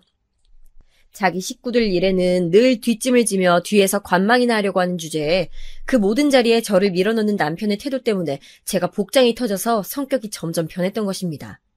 게다가 시어머니께서 저랑 좀 처음부터 삐거덕거렸던 관계였어요. 시어머니께서는 제가 당신의 맏며느리가 된다는 걸 탐탁지 않아 하셨고 저는 시어머니 같은 스타일의 어른은 질색이었거든요. 그 사이에서 남편이란 인물이 집안의 장남으로서 중재는커녕 조금도 현명하게 굴지 못했으니 시어머니와 저의 사이가 완화될래야 될 수가 없었습니다. 오히려 시간이 갈수록 서로가 서로를 마음에 안 들어한다는 사실만 분명히 되고 있었죠. 저는 어디까지나 아랫사람이기 때문에 그런 티를 대놓고 내지 못했다면 시어머니께서는 오히려 시간이 흐를수록 드러내놓고 저에게 모진 말씀을 많이 하시게 됐죠. 점점 더 제가 보살이 되어가는 중이었네요. 아무튼 저는 그래서 남편만 보면 속에 커다란 돌멩이 하나가 든 것처럼 마음이 무겁고 답답했어요. 그래서 말을 부드럽게 좋게 할 수 있는 상황에서도 점점 짜증스럽게 굴기 시작했었던 것 같아요. 그런 걸 보면 저도 정신적으로 참 미성숙한 사람이었던 거죠. 아무튼 저는 시댁의 대소사에 남편 대신 제가 반강제적으로 다 참여해야 했던 상황이 된 것만으로도 짜증이 났었으므로 도련님이 모처럼 저희 부부를 따로 만나고자 하셨던 것도 솔직히 귀찮은 마음이 컸어요. 굳이 자기형 부부한테 먼저 소개를 시켜준다는 걸 보면 지금 만난다는 여자친구 그렇게 연애 기간은 오래되지 않았지만 결혼할 생각이 있으신 건 확실한데 싶네. 저는 그런 추측을 하면서 그 바빠 미치겠는 금요일의 업무를 간신히 끝낸 채 저녁 식사 자리로 나갔습니다. 자기 혼자 먼저 나가 있으면 될 것이지 혼자는 가기 싫다고 박박 우겨댄 남편 때문에 도착 시간이 약간 지체됐죠. 작은 해프닝이었고 왠지 민망한 마음을 가지고 식당 내부로 들어갔더니 도련님이 자기 여자친구랑 저희 부부를 맞아줬습니다. 평소엔 엄두도 내기 힘든 정말 특별한 날이나 큰맘 먹고 갈 수 있는 고급 식당이었어요. 형수님, 오랜만에 뵈는 것 같아요. 잘 지내셨죠? 이쪽은 저랑 만나고 있는 제 여자친구입니다. 미리 말씀드리자면 저보다 2살 연상이고 슬슬 결혼 생각하고 있습니다. 어머, 그러셨구나. 아유, 도련님, 아버님, 어머님은 아직 모르시는 것 같던데 저희한테 먼저 이런 소식 알려주셔서 감사해요. 두 분 너무 잘 어울리시는 것 같아요. 저는 입으로는 대충 장단을 맞춰주고 있었지만 눈으로는 자꾸 도련님의 여자친구라는 인물을 뚫어지게 관찰하고 있었답니다.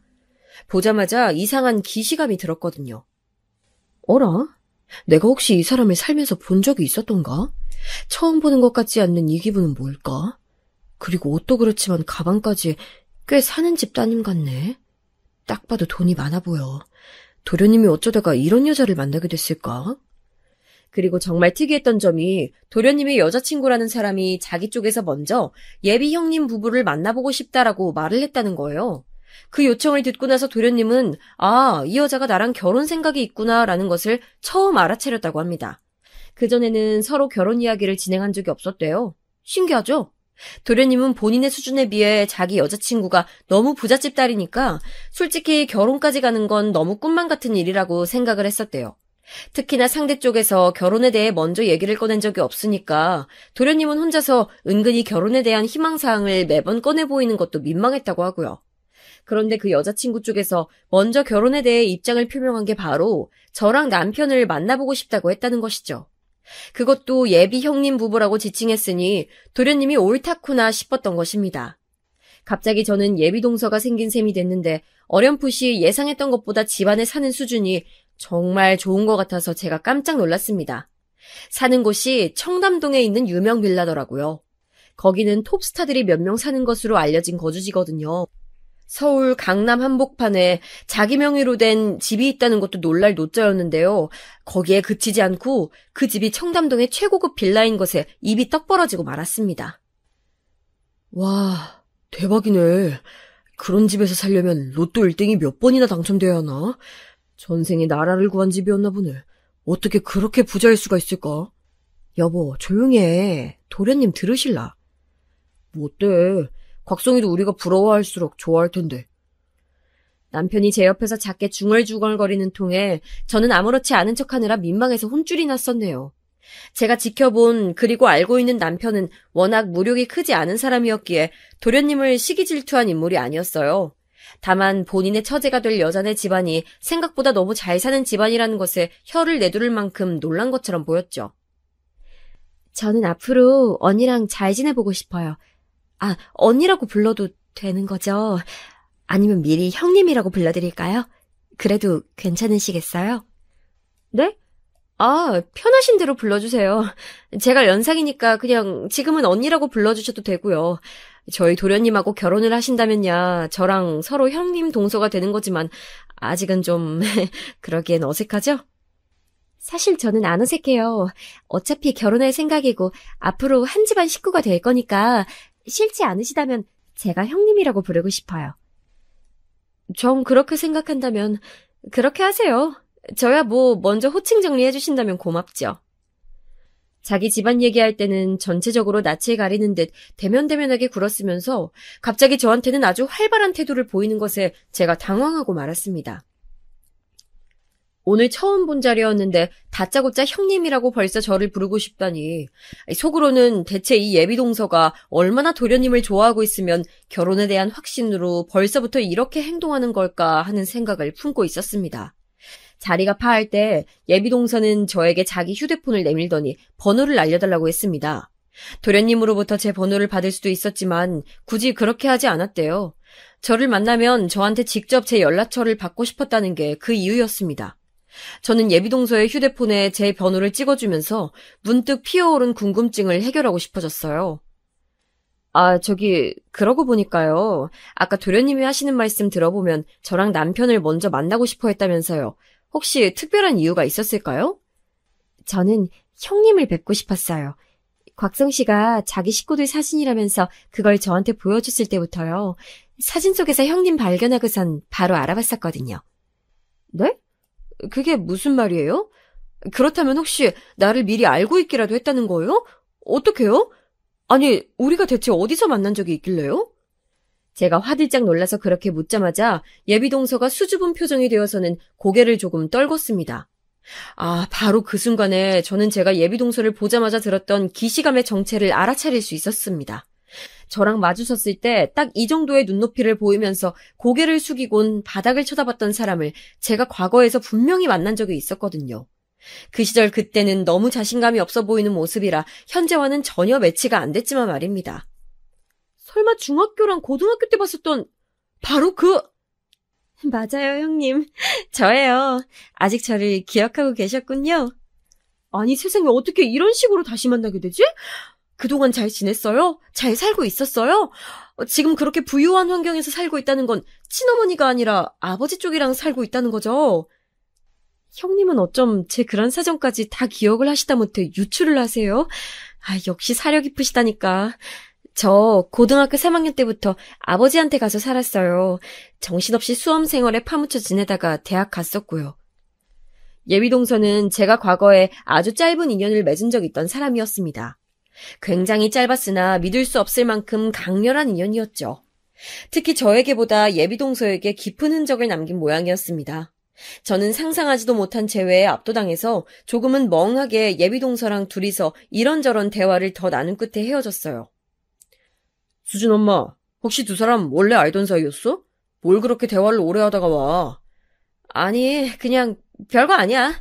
여자들끼리 잠시 할 얘기가 있었어. 하긴 부잣집 딸내미랑 당신이 개인적인 친분이 있었을 리가 없지. 아이, 그나저나 곽성이 이 자식 내 동생이지만 대단하네. 어디서 그런 여자를 만나다가 결혼 얘기까지 진행시켰을까? 하여간 저희 남편은 바로 이런 점이 문제였습니다. 본인은 딱히 그럴 의도가 없었고 악의가 없는데 말이 필터를 안 거치고 그냥 나가버리는 거예요. 저도 예전에는 남편의 이런 화법 때문에 열불이 터져서 부부싸움까지 몇 번 갔었는데 그냥 원래 말하는 꼬라지가 저런 사람이라는 걸 알고 나서부터는 제가 해탈했습니다. 시어머니께서 워낙 막말을 잘하시는 스타일인데 그에 비하자면 남편은 순한 양이나 다름없었으니 비교 대상이 있으니까 차라리 남편이 낮게 보이면서 웬만한 건 용서가 되더라고요. 사람이란 동물은 언제나 상대적이라더니 그 말이 맞는 것 같아요. 그날 집으로 가는 길 내내 차 안에서 저는 과거 회상에 몰입해 있었어요. 세월이 흐르면서 저도 모르게 깜빡 잊고 있던 일들이 제 안에서 살아나는 것을 느꼈죠. 그 과거의 어느 한 틈에 예비동서라는 인물도 들어있었습니다. 인연이라는 게 참 신기하구나. 운명은 우연의 가장에서 오는 것이라더니 그런 것 같기도 하고. 어쨌든 내 예비동서가 될 사람이 옛날에 그 애였다니 정말 기가 막히네. 그 후로 좋은 환경에서 잘 살고 있었구나. 다행이다.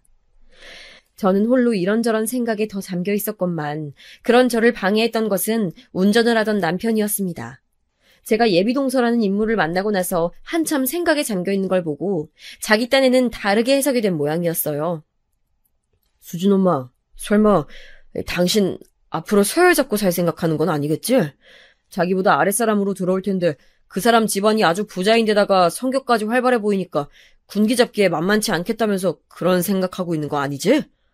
뭐라고? 아니 무슨 생각을 그렇게 해? 서열이라니. 나 상상도 안 해봤어. 당신이 우리 엄마한테 당하고 있는 걸 보면 철저히 서열대로 굴러가는 사람인 것 같아서 그렇지. 말은 잘한다.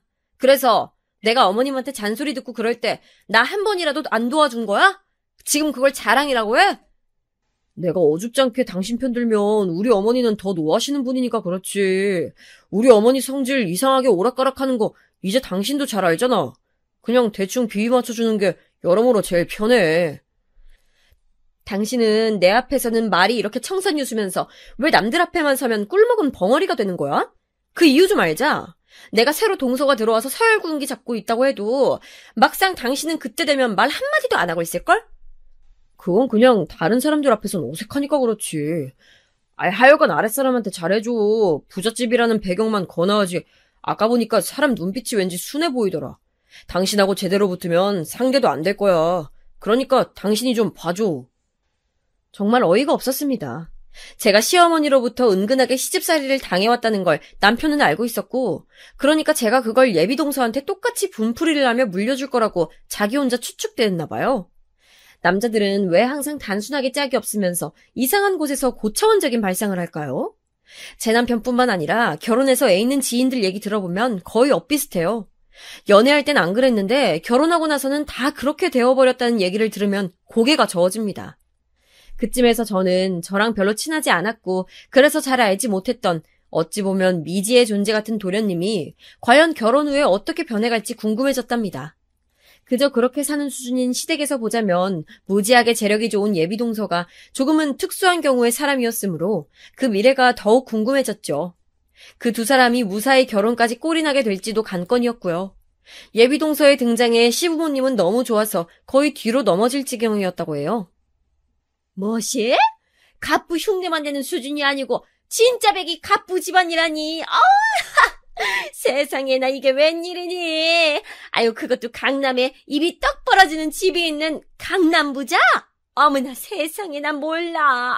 너무 좋아서 어떡하니? 시어머니께서는 오만 호들갑을 다 떠셨다고 하고요. 예비동서의 비위를 맞추면서 온갖 아부를 다 떠시느라 첫 만남부터 무척 바쁘셨다네요.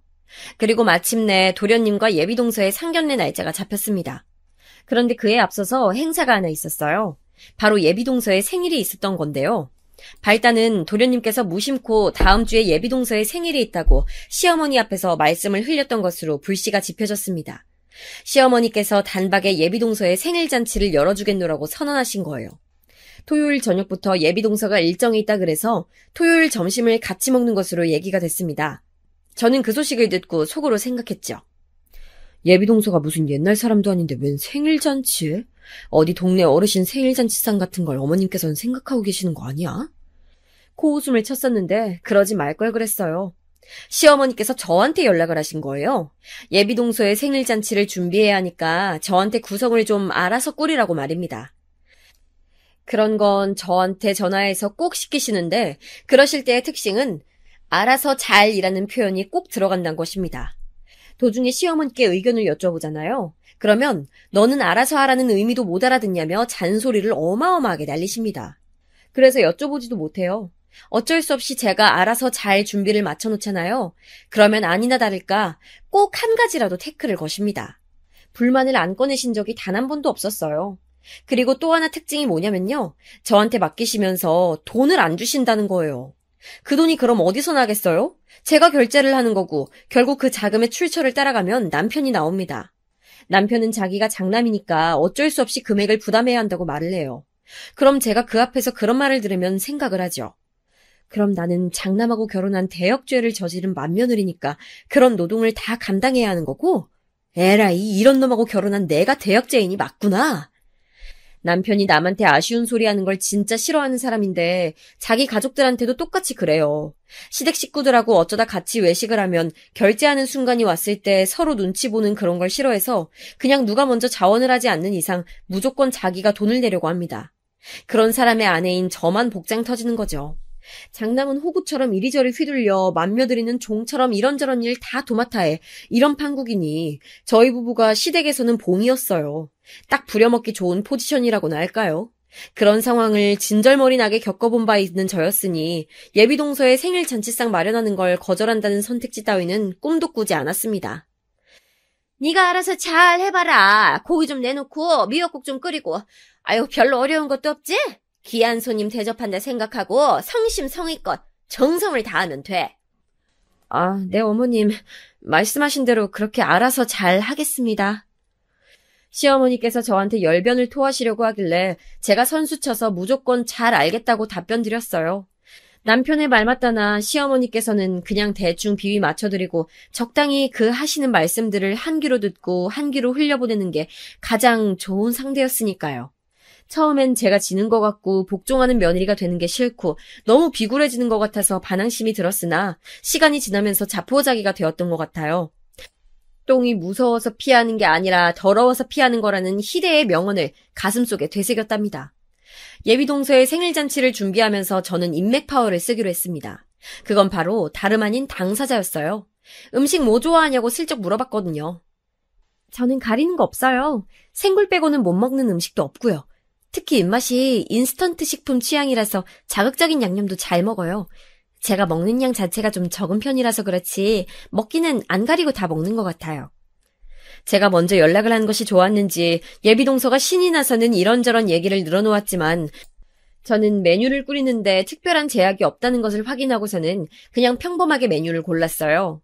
아침 겸 점심을 먹는 자리였으니까 미역국이랑 갈비찜, 조기구이는 기본이었고 그 외의 메뉴들을 추가하기 시작했죠. 금요일에 늦게 퇴근하고 장을 봐뒀다가 토요일에 일찍 눈을 뜨자마자 바로 준비해서 시댁으로 향했어요. 간밤부터 아이가 감기 기운이 있는지 짜증을 부리고 자꾸 뒤척여대서 남편이 데리고 나갔는데 아침에 보니까 정말로 아이 컨디션이 안 좋아 보여서 그냥 저만 먼저 출발했죠. 남편도 밤새 잠을 설친 것 같았거든요. 몇 시간 더 자게 두는 게 나을 것 같았어요. 일감 들고서는 혼자 시댁에 가려니까 정말 피곤하고 정신이 하나도 없었는데 그래도 귀찮거나 번거로운 마음뿐만은 아니었답니다. 예비동서의 생일을 기념해서 제가 직접 음식을 해줄 수 있다는 즐거움 역시도 마음 한구석에 분명히 자리하고 있었으니까요. 비록 제가 거의 다 하기는 했지만 시어머니께서도 거드셨고 시아버지께서는 거실에 상을 펴고 자리를 준비하셨습니다. 원래 예정된 시각은 정오 12시였는데 예비동서가 30분 이상을 일찍 왔어요. 도련님한테 왜 이렇게 일찍 왔냐고 시어머니께서 눈치를 주셨더니 그걸 발견한 예비동서가 멋쩍은 듯이 이렇게 말을 하더라고요. 아, 어머님, 제가 그냥 일찍 가자고 그랬어요. 조금이나마 일손을 거둘 게 있을까 싶어서요.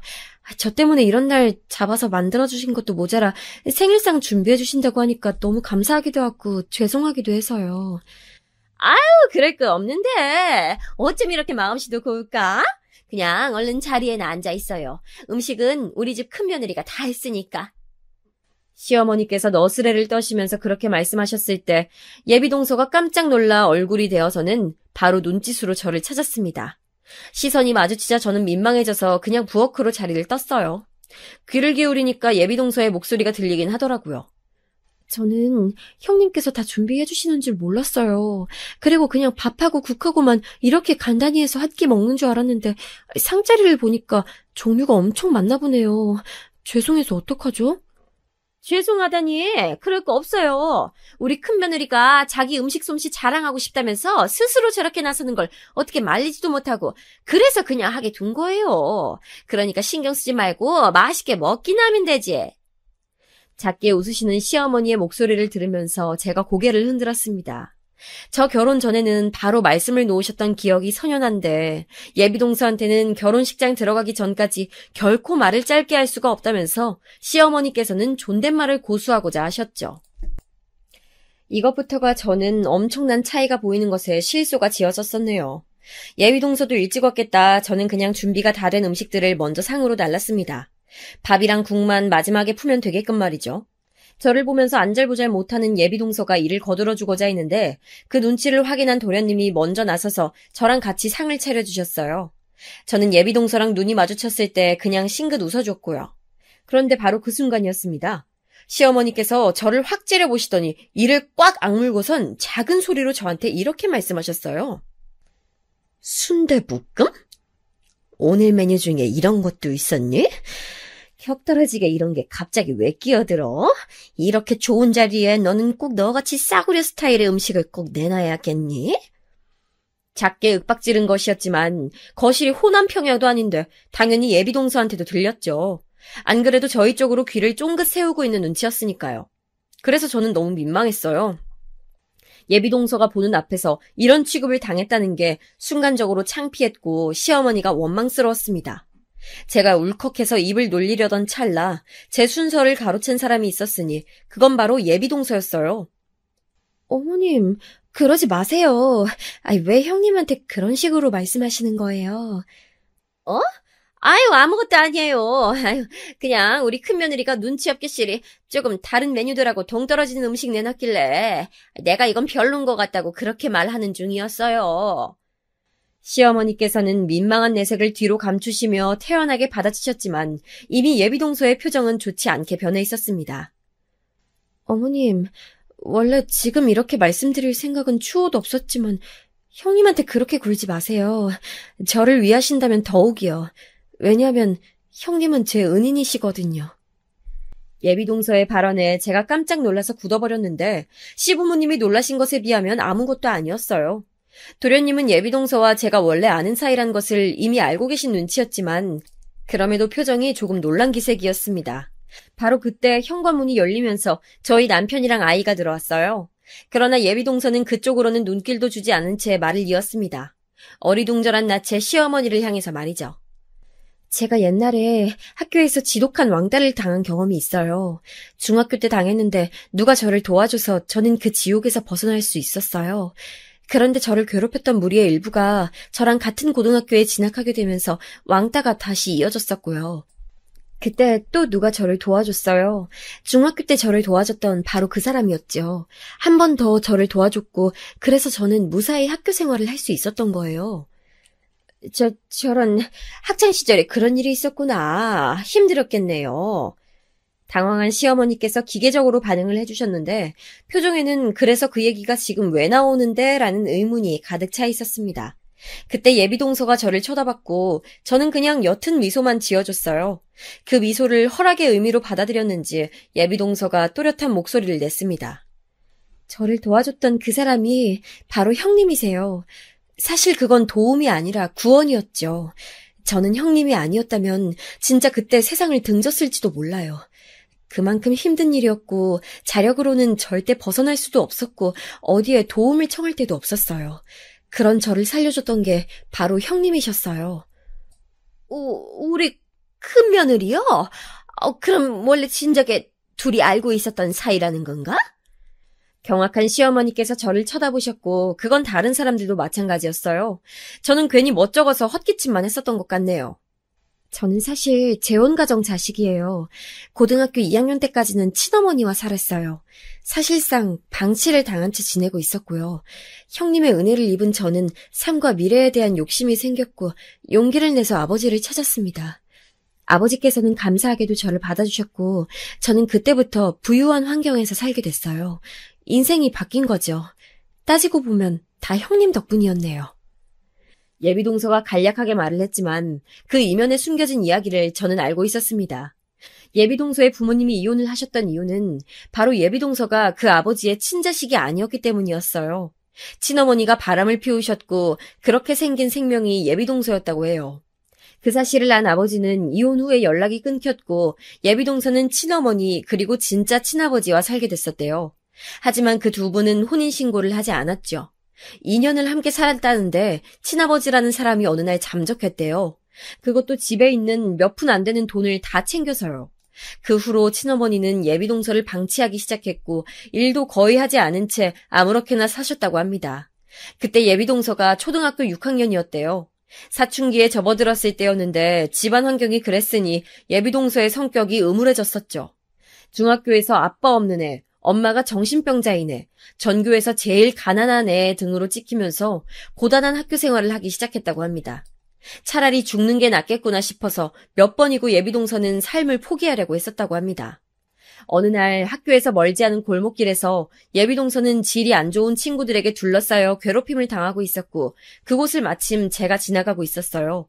그쪽은 총 6명인가 7명인가 그랬었는데 저는 제 친구랑 꼴랑 둘이서 가고 있었던 길이었습니다. 하지만 저는 그 걔네들에게 다가가는 걸 망설이지 않았어요. 왜냐고요? 너무 부끄러운 사실이지만 제가 그 중학교에서 소위 1인자라고 불리는 일진 중에 일진이었거든요. 저를 확인한 걔네들은 일제히 고개를 숙여야만 했습니다. 저는 혼자서 괴롭힘을 당하고 있던 애가 문득 불쌍하게 느껴져서 데리고 갔어요. 그게 예비동서한테는 구원의 손길이었던 거죠. 그 후로 제가 몇 번 예비동서의 반에 찾아가서 얘 나랑 친분 있는 애다라는 사실을 일부러 보여줬어요. 그랬더니 그 후로는 괴롭힘이 잦아들었다고 하더군요. 신경이 쓰여서 저는 졸업하면서 예비동서랑 같은 학년인 일진들한테 경고했어요. 만약 괴롭힌다면 찾아와서 제가 직접 밟아줄 거라 그랬죠. 학교는 학생들에게 하나의 세계와도 같습니다. 중학교 입장에서 고등학생은 무척 무서운 존재였죠. 가뜩이나 모두를 떨게 만들었던 저였는데 고등학교에 올라가서 더욱 업그레이드가 되어서 자기들을 벌주러 오겠다니 걔네들한테는 공포였을 거예요. 그래서 제가 졸업한 후에도 예비동서가 괴롭힘을 안 당할 수 있었던 것 같네요. 하지만 고등학교에 진학하고 나자 예비동서는 얼마 안 지나서 다시 괴롭힘을 당하게 됐습니다. 같은 중학교 출신의 일진 몇 명이 그 고등학교에 같이 진학을 한 게 화근이었다네요. 처음엔 별거 아닌 괴롭힘이었으나 점차 심해져서 극심한 왕따를 당하게 되었대요. 학교에서도 집에서도 온통 힘든 일뿐이었으니 좌절한 예비동서는 다시 삶을 놓아버리고 싶은 충동에 휩싸였습니다. 그런데 또 마침 제가 번화가에서 예비동서를 본 게 아니겠어요? 그것도 마침 예비동서는 자기랑 같은 교복을 입은 애들한테 괴롭힘을 당하고 있는 와중이었죠. 걔네는 여러 명이었고 저는 혼자였지만 망설여질 건 없었어요. 왜냐하면 저는 고등학교에 올라가서 더 무서운 일진이 되어 있었거든요.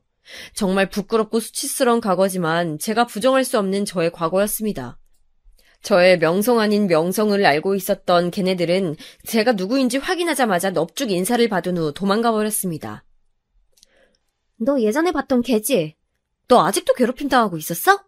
네가 나대다가 잘못 찍힌 경우라면 또 모를까. 넌 아무 잘못을 한 것도 없는데 왜 부당하게 맨날 당하고만 있어? 아, 열받아. 야, 내가 당장 내일 니네 학교 애들 만나서 단판 짓는다.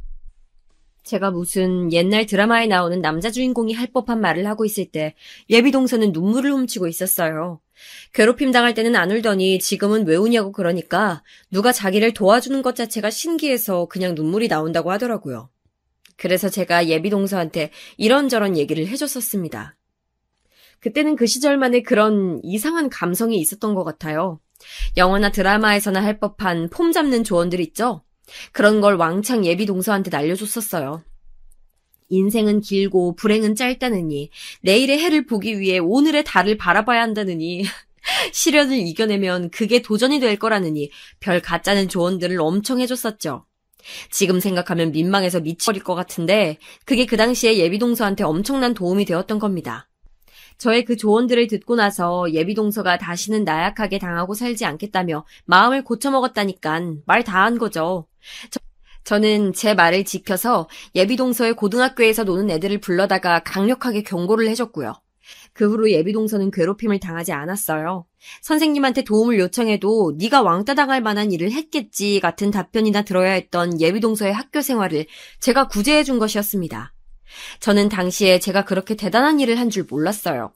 그런데 어느 날 수업 다 끝나고 학교를 나서는데 예비동서가 저를 기다리고 있어서 깜짝 놀랐었죠. 저한테 작은 쇼핑백을 내밀었는데 그 안에는 감사 편지와 함께 과자 몇 개가 들어있었습니다. 그렇게 용기를 내어 저를 보러 제가 다니는 학교까지 찾아와 기다렸음에도 예비동서는 저한테 말을 한마디도 하지 않고 그저 쇼핑백을 건네준 채 줄행랑을 쳤었어요. 부끄러웠던 거죠. 편지 내용은 별거 없었던 걸로 기억합니다. 은혜 잊지 않겠다, 앞으로 포기하지 않고 열심히 살겠다, 뭐 이런 이야기였어요. 저는 제 친구들하고 맛있게 과자를 나눠 먹었고 성인이 된 후로 학창시절에 어깨 힘주고 살았던 과거를 부끄럽게 여기게 됐으며 사회생활을 하면서 성격을 바꾸게 됐지요. 그렇게 살아왔어요. 때때로 예비동서가 떠오른 적도 있었던 것 같아요. 그 후로 그 왕따 소녀가 어떻게 살았을지 결말이 궁금했던 듯 싶거든요.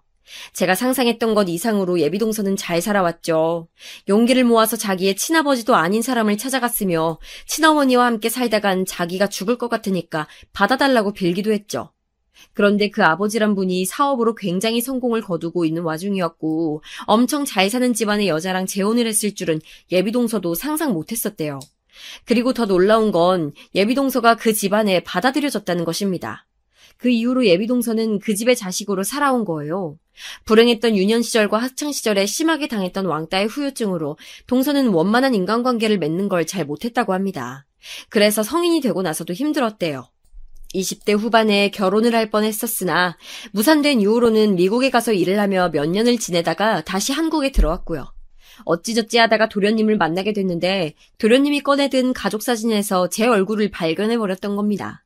긴가민가 했을 때 도련님의 입에서 나온 제 이름을 듣고선 확신을 했던 거죠. 제 교복에 달려있던 명찰, 그곳에 적혀있던 이름 석자를 예비동서는 절대 잊어버리지 않고 살아왔으니까요. 이런 비화를 품고 있는 게 바로 저와 예비동서였습니다. 저는 사실 형님 때문에 이 결혼을 결심했었던 거예요. 제 은인을 이런 인연으로 만나는 게 너무 신기했고 또 감사했거든요. 그러니까 만약 어머님께서 형님한테 막대하신다면 저는 실망할 수밖에 없어요. 그렇게 되면 솔직히 결혼에 대한 확신도 흔들릴 것 같고요. 예비동서의 말에 시어머니께서 너무 놀라셨는지 그대로 엉덩방아를 찧으며 주저앉으셨습니다. 도련님의 눈동자가 휘둥그레져서는 저랑 예비동서를 번갈아 쳐다봤죠. 그러더니 도련님께서 외치셨습니다. 엄마는 왜 형수님한테 모질게 구신 거예요? 엄마가 잘못하셨어요. 그러게요. 어머니가 잘못하신 겁니다. 수진 엄마한테 얼른 사과하세요. 그때 웬일로 남편이 말을 거들더라고요. 원래 자기 부모 앞에서 무건수행하는 사람인데 이거 참 의외였습니다. 시아버지께서는 어쩔 줄 몰라 하셨고 이윽고 제 눈치를 살피시던 시어머니께서는 떨리는 입술 사이로 저한테 사과의 말씀을 전하셨어요. 내가 너무 너한테 편하게 대하고 편하게 생각하고 말을 했었네. 미안하다. 모두가 그렇다고 말을 하니 전적으로 내가 잘못한 거겠지. 내가 너를 미워해서 그런 게 아니고 자꾸만 말이 헛나가다 보니까 그렇게 된 거야. 내 맘 알지? 내가 정말 미안하다. 시어머니의 흔들리는 눈동자로 밀어보건대 갑작스런 전개에 아직 혼란스러우신 듯 했어요. 다만 귀하디 귀한 예비 작은 며느리가 난데없이 만만한 큰 며느리를 자기 은인이라고 칭하면서 결혼을 재고하느니 마느니 그런 얘기를 하니까 놀라셔서 그냥 분위기에 휩쓸려서 저한테 사과하신 것이었죠. 그걸 꿰뚫어보지 못할 제가 아니었습니다. 하지만 일부러 아무것도 안 따지고 그냥 그 사과를 받아들이는 것으로 했어요. 일단 밥부터 먹자고 하면서 일부러 분위기도 얼른 전환시켰죠. 그러자 시어머니께서는 저보고 그냥 자리에 앉아있으라고 하시더니 당신이 밥이랑 국을 준비하러 허둥지둥 부엌으로 뛰어가셨습니다. 그 뒤를 따라간 일꾼은 도련님이셨고요. 남편이랑 시아버지께서 상위를 정렬하는 동안 저는 예비동서와 눈빛을 교환하곤 씩 웃었습니다. 형님, 저 순대볶음 좋아해요. 안 먹어본 지 오래됐는데 그래서 더 빨리 먹고 싶어요. 예비동서가 저한테 슬쩍 다가와서 그렇게 말을 하길래 저는 주변을 얼른 살피고선 예비동서한테 귓속말을 날려줬습니다. 내가 옛날에 한가닥 했던 사람이라는 거 비밀 지켜줘서 땡큐. 그러자 예비동서가 웃음을 꾹 참는 얼굴이 되더라고요. 예비동서는 정말로 순대볶음을 잘 먹었습니다. 혼자서 거의 그 접시를 싹쓸이 하더라고요. 그 모습을 지켜보는 시어머니의 표정이 얼마나 어리 빠져 있던지 그게 너무 웃겨서 저는 그날 음식이 코로 들어가는지 입으로 들어가는지도 모르고 먹었네요. 상견례는 무사히 진행되었고 저도 그 자리에 참석을 했는데요. 예비 동선의 가족들이 저를 무척 반겨줘서 황송할 지경이었어요. 그리고 결혼에 관한 대소사를 논의하는데 그쪽에서 자꾸 저만 쳐다보더라고요. 시부모님은 갑자기 꿔다 넣은 보리자루 신세가 됐습니다. 민망해 죽는 줄 알았네요. 예비동서의 생일 잔치상 사건에 이어서 상견례장에서 산댁 측 가족들이 저만 바라보는 대사건이 또 터지자 이제 완전히 시댁 식구들의 태도가 달라졌습니다. 예비동서는 언감생심 욕심낼 수도 없는 보물단지, 진짜 백이 부잣집 딸인데 바로 그 사람을 조종할 수 있는 사람이 바로 저였으니 자연스레 모두가 제 앞에서 설설 기게 되더라고요. 나는 세월 같은 것에 관심 없었는데 어쩌다 보니까 당신이 말했던 대로 됐네? 내가 서열 잡게 됐어. 근데 혹시 당신 불만 있는 거 아니지? 내가? 아니, 나 당신한테 불만 없는데? 지금까지도 없었고 앞으로도 없을 거야. 나 원래 수진 엄마 전속 시종이잖아. 에이구, 말이나 못하면. 아무튼 간에 앞으로는 생각 없이 말 툭툭 뱉는 버릇 고쳐. 이참에 내가 당신의 화법을 고쳐놓고야 말겠어. 알았어. 수진 엄마가 하자는 대로 할게. 남편이 얌전히 꼬리를 말고 살게 된 것은 당연지사였고요. 시아버지께서는 제 눈치를 살피시느라 저랑 한 공간에 있으면 시선 처리마저 어려워하셔서 제가 그러지 말라고 거듭 말씀을 드려야만 했습니다. 도련님이야 말할 것도 없었죠. 원래는 저랑 별로 친분도 없었건만 저한텐 이제 아주 깍듯하게 대합니다. 그리고 자꾸 저랑 친해지고 싶어 하고요. 무엇보다 가장 극적인 변화를 겪은 사람은 바로 시어머니 아닐까요? 어머님, 올해는 김장 어떻게 하실 거예요? 작년처럼 진행하실 거죠? 아니다. 어떻게 하든 말든 널 신경 쓰지 말어. 내가 알아서 잘 김장해다가 니네 먹을 거 갖다 줄 테니까. 원래는 틈만 나면 저를 부려먹으라고 하셨던 분인데 이제는 당신이 알아서 잘 하겠노라고 하십니다. 솔직히 그렇게까지 안 하셔도 되지만 저도 그간 당해온 게 있으니 한동안은 그냥 두고 보는 중이죠. 제가 의심이 좀 드는 게 있어서 동서한테 찔러보고는 있는데 이것도 참 안 먹힙니다. 동서, 솔직히 말해봐. 나 몰래 시댁 식구들한테 무슨 말한 거 있지? 예를 들어 나한테 예의를 안 차리면 가만 안 두겠다거나 뭐 이런 식으로 협박한 거 아니야? 맞지? 글쎄요. 옛날에 형님이 저 괴롭혔던 애들한테 협박하셨던 것처럼요? 동서. 왜 자꾸 옛날 얘기 꺼내려고 그래? 난 과거는 다 잊고 청순 가련한 애엄마로 산 지 오래된 사람이야. 그래도 형님의 그 과거가 있었기 때문에 지금의 제가 있는걸요? 하여간 은근히 눈구렁이처럼 답변을 쏙쏙 피해가는 동서입니다. 동서가 그러더라고요. 어쩌면 자기가 이날 이때까지 결혼을 하지 않고 집에 돈도 많은데 굳이 돈만 열심히 벌어가면서 살아온 건 다시 이렇게나마 저를 만나기 위해서인 것 같다고 말이죠. 도련님이 들으시면 저를 향한 질투심으로 졸도하실지도 모를 일이네요.